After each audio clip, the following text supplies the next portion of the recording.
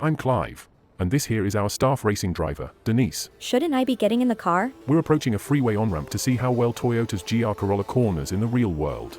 I'll be taking it at about 10 miles per hour above the posted speed, which is brisk and fun, but nothing that would attract the local constabulary. Here you'll see the principal characteristics of cornering. There's steering angle, steering effort, the car's eagerness to change direction, and roll angle. The corner is getting close. Okay, hop in. Wow, this steering feels very sensitive on center and very planted.